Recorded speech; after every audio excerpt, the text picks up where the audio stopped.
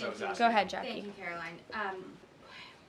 Why aren't launch times on a mission strike classified? Again, I would defer you to the Secretary of Defense's statement he put out this morning. There were various reasons he listed, things that were not included in that messaging thread that were not classified. And again, going back to the American public, do you trust the Secretary of Defense, who was nominated for this role, voted by the United States Senate into this role, who has served in combat, honorably served our nation in uniform? Or do you trust Jeffrey Goldberg, who is a registered Democrat and an anti-Trump sensationalist reporter? This president and this national security team are putting our national security and the American people first. We are restoring American strength around the world, and the results of this operation speak for themselves. Putting aside Jeffrey Goldberg, though, just for for American service members who are going to have to carry out these missions in the future, what I guess the message that's coming from the response to all this that we're hearing is that nothing sensitive happened, and I guess the logical conclusion of that is that if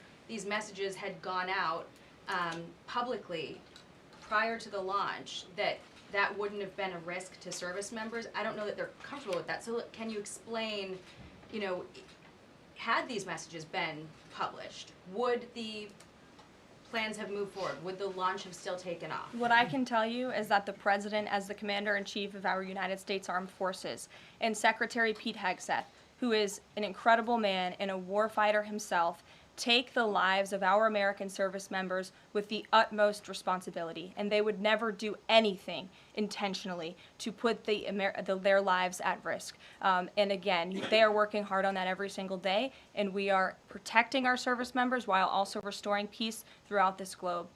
It's something the previous administration has not done. And I would just add one more point.